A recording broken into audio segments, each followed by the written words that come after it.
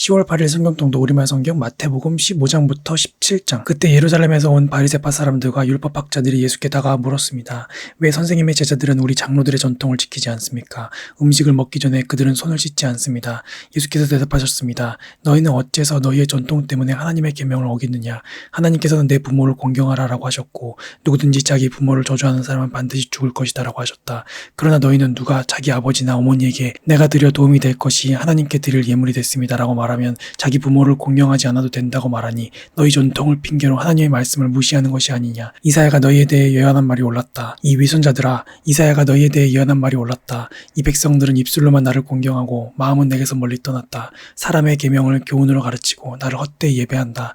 예수께서 무리를 불러 말씀하셨습니다. 잘 듣고 깨달으라. 입으로 들어가는 것이 사람을 불결하게 하는 것이 아니라 입에서 나오는 것이 사람을 불결하게 하는 것이다. 그때 제자들이 예수께 와서 물었습니다. 바리새파 사람들이 이 말씀을 듣고 비위가 상한 것을 아십니까? 그러자 예수께서 대답하셨습니다. 하늘에 계신 내 아버지께서 심지 않으신 식물은 모두 뿌리째 뽑힐 것이다. 그들을 내버려두라. 그들은 앞을 못 보는 인도자다. 눈먼 사람이 눈먼 사람을 인도하면 둘 다 구덩이에 빠지게 된다. 베드로가 말했습니다. 그 비유를 설명해 주십시오. 예수께서 말씀하셨습니다. 너희가 아직도 깨닫지 못하겠느냐? 입으로 들어가는 것은 무엇이든 뱃속으로 들어가서 결국 밖으로 빠져나오지 않느냐? 그러나 입에서 나오는 것은 마음에서 나오는데 이런 것이 사람을 불결하게 한다. 마음에서 악한 생각, 살인, 간음, 음란, 도둑질, 위증, 비방이 나온다. 이런 것이 사람을 불결하게 하지 씻지 않은 손으로 먹는 것이 사람을 불결하게 하는 것이 아니다. 예수께서 그곳을 떠나 두로와 시돈 지방으로 가셨습니다. 그 지방에 사는 한 가나안 여자가 예수께 와서 울부짖었습니다. 자비를 베풀어 주십시오. 주 다윗의 자손이여, 제 딸이 귀신 들려 몹시 괴로워하고 있습니다. 그런데 예수께서는 아무 대답도 없으셨습니다. 그러자 제자들이 예수께 와서 간청했습니다. 저 여인을 돌려보내시지요. 계속 우리를 따라오면서 소리 지르고 있습니다. 예수께서 대답하셨습니다. 나는 이스라엘 집에 잃어버린 양들 외에는 보냄을 받지 않았다. 그 여인이 예수 앞에 나와 무릎을 꿇고 말했습니다. 주여, 나를 도와주십시오. 예수께서 대답하셨습니다. 자녀들의 빵을 가져다 개들에게 던져주는 것은 옳지 않다. 그 여인이 말했습니다. 그렇습니다, 주여. 하지만 개들도 주인의 상에서 떨어지는 부스러기는 먹습니다. 그제야 예수께서는 여인아, 내 믿음이 크구나. 내 소원대로 될 것이다 라고 대답하셨습니다. 그리고 바로 그때 그 여인의 딸이 나았습니다. 예수께서는 그곳을 떠나 갈릴리 호숫가로 가셨습니다. 그리고 산 위로 올라가 앉으셨습니다. 큰 무리가 걷지 못하는 사람, 다리를 저는 사람, 눈먼 사람, 말 못하는 사람과 그 밖에 많은 아픈 사람들을 예수의 발 앞에 데려다 놓았고 예수께서는 그들을 고쳐주셨습니다. 사람들은 말 못하는 사람이 말을 하고 다리를 절던 사람이 낫고 걷지 못하는 사람이 걷고 눈먼 사람이 보게 된 것을 보고 모두 놀랐습니다. 그리고 이스라엘의 하나님께 영광을 돌렸습니다. 예수께서 제자들을 불러 말씀하셨습니다. 이 사람들이 나와 함께 있은 지 벌써 3일이나 됐는데 먹을 것이 없으니 불쌍하다. 저들을 굶겨 돌려보냈다가는 가다가 도중에 쓰러질 텐데 그렇게 하고 싶지 않다. 제자들이 대답했습니다. 이렇게 외딴 곳에서 이 큰 무리를 다 먹일 만한 빵을 어디서 구하겠습니까? 예수께서 물으셨습니다. 너희에게 빵이 얼마나 있느냐? 제자들이 대답했습니다. 7개입니다. 그리고 작은 물고기도 몇 마리 있습니다. 예수께서는 사람들에게 땅에 앉으라고 말씀하셨습니다. 그러고는 빵 7개와 물고기를 손에 들고 감사 기도를 드리셨습니다. 그리고 그것을 떼어 제자들에게 주셨고 제자들은 사람들에게 나눠주었습니다. 사람들은 모두 배불리 먹었으며 제자들이 남은 빵 조각을 거두어 보니 7광줄이 가득 찼습니다. 먹은 사람은 여자들과 아이들 이외에 4,000명이 됐습니다. 예수께서는 사람들을 돌려보내신 후 배를 타고 마가단 지방으로 가셨습니다. 바리새파 사람들과 사두개파 사람들이 예수께 와서 시험하기 위해 하늘에서 오는 표적을 보여달라고 요청했습니다. 예수께서 대답하셨습니다. 너희는 저녁에 하늘이 붉으면 내일은 날씨가 좋겠구나 하고 아침에 하늘이 붉고 흐리면 비가 오겠구나 하고 예측한다. 너희가 하늘의 징조는 분간할 줄 알면서 시대의 표적은 분간하지 못하느냐. 악하고 음란한 세대가 표적을 찾지만 요나의 표적 말고는 아무것도 받지 못할 것이다. 그리고 예수께서는 그들을 떠나가셨습니다. 제자들은 호수 건너편으로 갔는데 그들이 빵을 가져오는 것을 잊었습니다.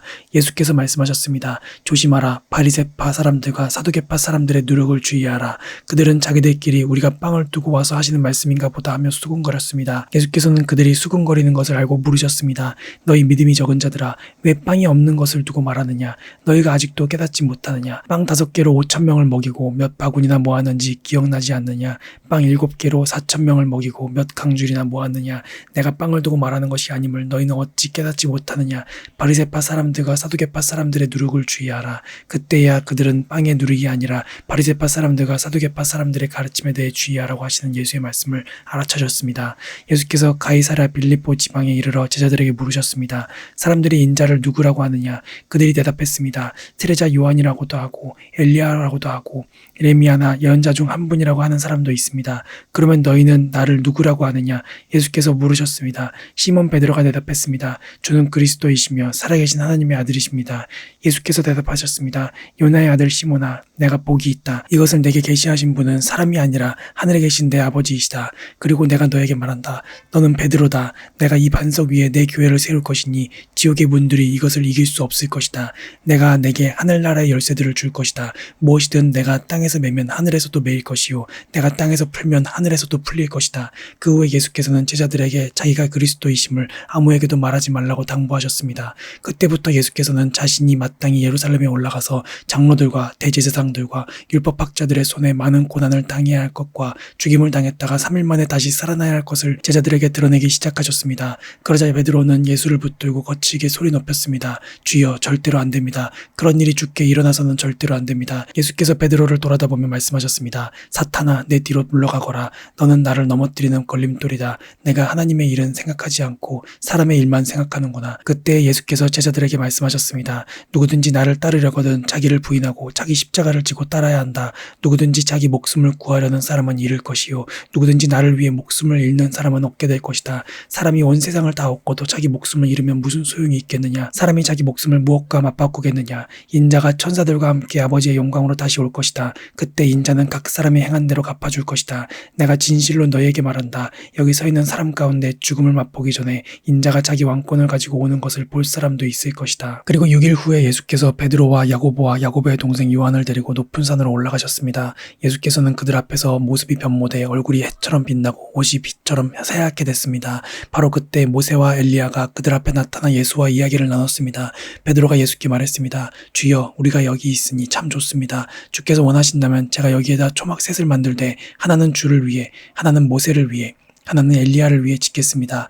베드로가 말하고 있을 때 빛나는 구름이 그들을 덮더니 구름 속에서 소리가 들려왔습니다. 이는 내가 사랑하는 아들이다. 내가 그를 기뻐한다. 너희는 그의 말을 들으라. 그 소리를 듣고 제자들은 너무나 두려운 나머지 얼굴을 땅에 대고 엎드렸습니다. 그때 예수께서 다가와 그들을 어루만지며 말씀하셨습니다. 일어나라, 두려워하지 말라. 그들이 눈을 들어보니 예수 외에는 아무도 보이지 않았습니다. 산을 내려오면서 예수께서 그들에게 당부하셨습니다. 인자가 죽은 사람들 가운데서 다시 살아날 때까지는 너희가 본 것을 아무에게도 말하지 말라. 그러자 제자들이 예수께 물었습니다. 그런데 왜 율법학자들은 엘리야가 먼저 와야 한다고 말하는 것입니까?